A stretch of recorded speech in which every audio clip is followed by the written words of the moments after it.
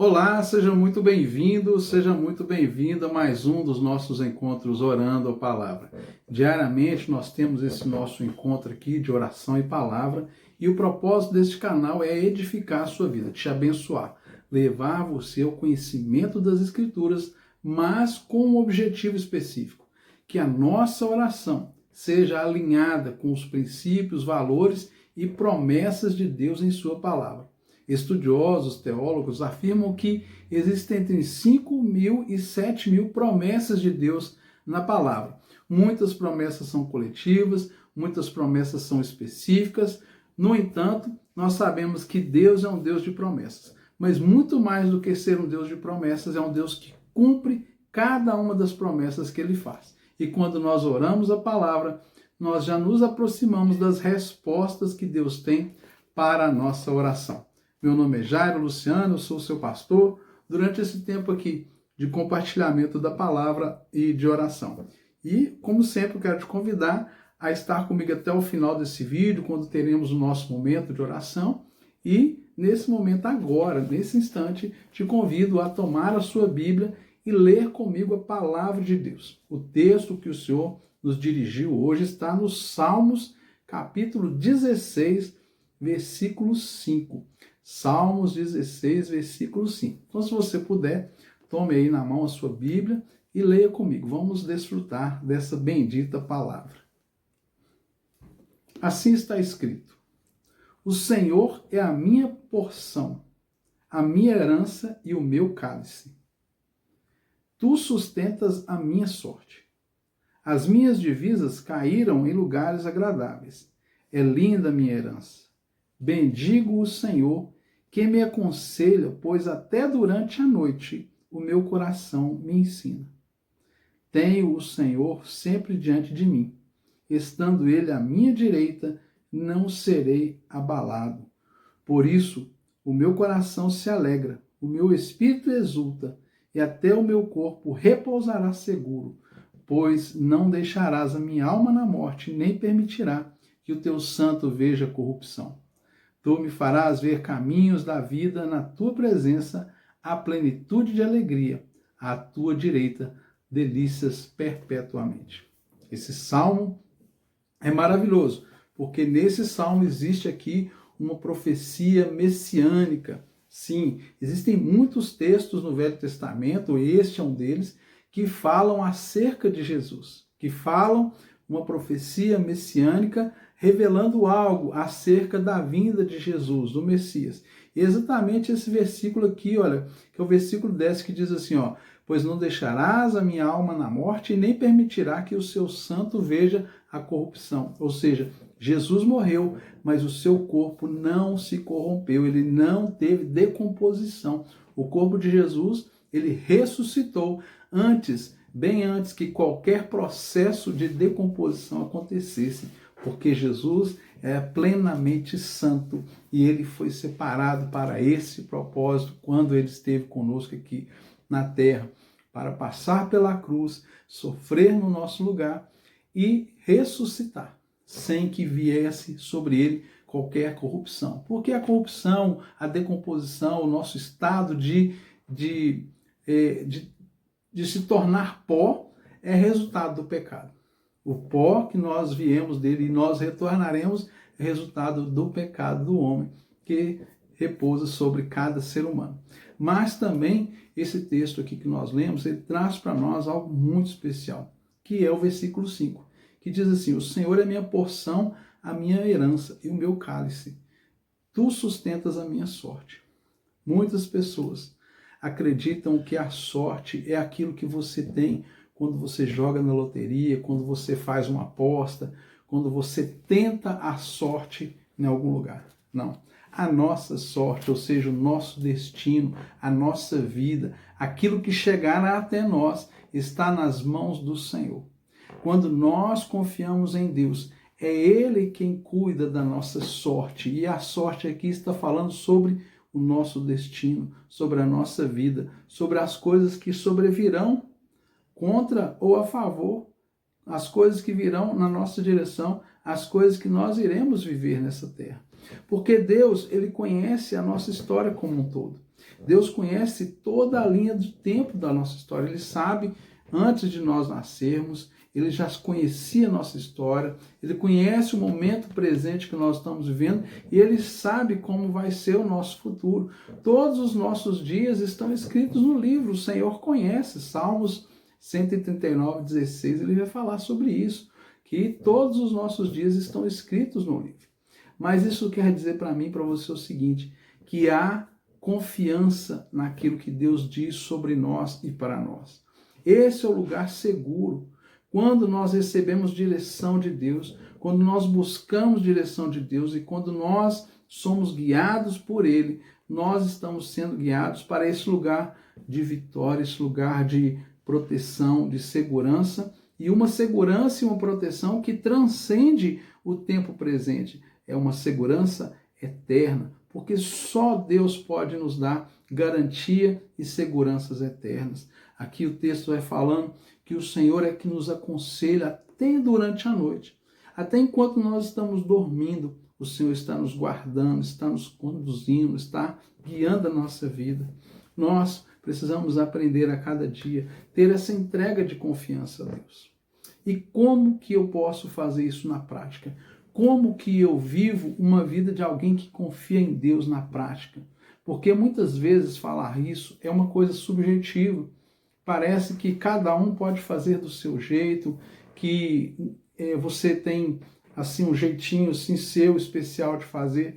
Não, confiar em Deus significa confiar na sua palavra, naquilo que Ele nos instrui. Confiar em Deus é nós buscarmos respostas nas Escrituras. Quando nós buscamos respostas na palavra de Deus e nós as obtemos, você pode confiar naquela palavra, porque aquilo sim será verdade na sua vida. Por exemplo, se você está buscando direção de Deus na sua vida financeira, você busca os versículos, todos os versículos bíblicos que falam sobre vida financeira, que falam sobre prosperidade, que falam sobre dinheiro, e tem muitos mesmo. Quando você pega esses versículos, você estuda, você lê, você conhece esses textos, e você começa a declarar sobre a sua vida essa palavra, as coisas começam a mudar no mundo espiritual. A sua mente, o seu entendimento começa a se abrir e você vai encontrar o caminho, resposta, solução para a sua vida financeira, para a sua vida econômica, por todas as questões de provisão na sua vida, no sentido financeiro. Talvez você está vivendo uma situação de saúde, uma situação que te angustia, que você não tem respostas. Procure na palavra. Quais são os textos que a palavra fala sobre saúde, sobre vida, sobre cura? E você vai pegar esses textos, você vai conhecê-los e você vai proferir, você vai declarar esses textos sobre a sua vida, você vai crer nessas palavras e essas palavras vão gerando em você vida, transformação e vão levantar você. Se você está vivendo um momento talvez de depressão, de muita ansiedade, procure quais são os textos da palavra que falam sobre isso, porque essas são as declarações de Deus a seu respeito. E quando você faz dessa forma, você se aproxima daquilo que é a vontade de Deus para a sua vida e você começa a viver a vontade de Deus para a sua vida. Porque tudo começa quando o nosso pensamento, a nossa mente é transformada. Em Romanos capítulo 12, versículo 2, diz assim: transformai-vos pela renovação da vossa mente, para que possais compreender qual seja a boa, perfeita e agradável vontade de Deus. Então, o apóstolo Paulo, quando escreve aos Romanos, ele fala assim, olha, procure transformar a sua mente, porque é o que está na nossa mente é que vai fazer com que as coisas funcionem, com que as coisas deem certo. Não apenas por uma mentalização de uma confissão positiva. Não é simplesmente isso. É confessar a palavra de Deus, confessar os textos bíblicos que apontam na direção daquilo que você precisa, daquilo que você busca. Mas, sobretudo, independente de qualquer busca que você faça, o mais importante, o centro da palavra de Deus para nós, é nós nos relacionarmos com Cristo, com Jesus, o nosso Senhor. toda a Bíblia, todas as Escrituras, se você puder espremer tudo aqui, e o que vai sair disso, vai sair relacionamento com Jesus. Ele veio para isso. Quando Jesus pisa aqui nessa terra, quando ele se manifesta aos homens enquanto Filho do Homem, ele tinha um propósito em mente. O propósito do Senhor era reconciliar o homem novamente com Deus. Todos os milagres, sinais, maravilhas, palavras, o evangelho, todo o ensinamento, toda a sabedoria que Jesus demonstrou quando ele esteve como homem aqui na terra, havia um propósito específico: relacionamento do homem com Deus. Deus em Cristo estava reconciliando consigo mesmo o mundo, com o objetivo de que nós voltássemos para Ele. Então, mesmo confessando todas as palavras, crendo nela e buscando essa palavra, como que eu sei que eu começo a viver a vontade de Deus para a minha vida? Quando que eu começo a saber que a minha sorte está sendo conduzida pelo Senhor, ou seja, o meu destino, a minha vida? É quanto mais eu me aproximo de Jesus.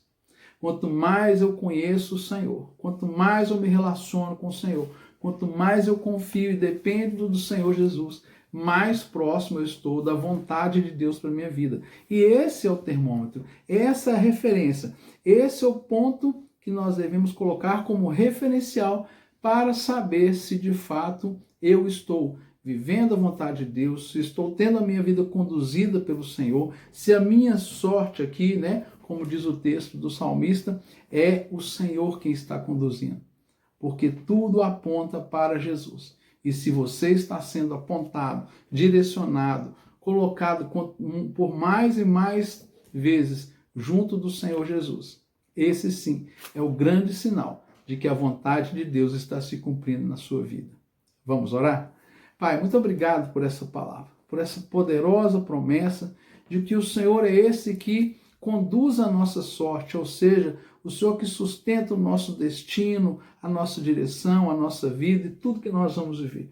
Obrigado porque o Senhor é um Deus que conhece todas as coisas e que nos dá a direção certa para que os propósitos do Senhor se cumpram.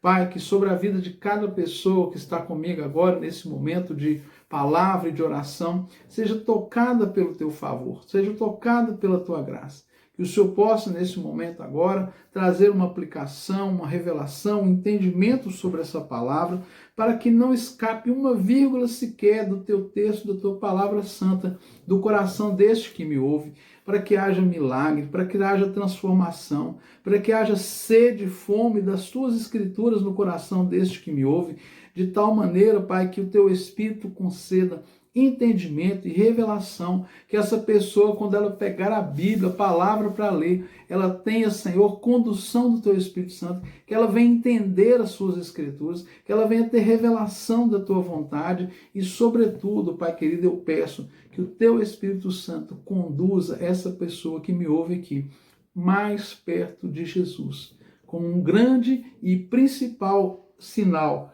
de que o Senhor tem confirmado tudo na vida dessa pessoa.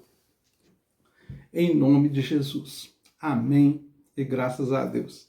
Se inscreva aí no nosso canal, deixe o seu comentário, deixe o seu pedido de oração e não se esqueça, compartilhe, envie esse vídeo. Você sabe, tem alguém que precisa ouvir essa mensagem e você é um canal de Deus para isso. Um forte abraço e até amanhã, se Deus quiser.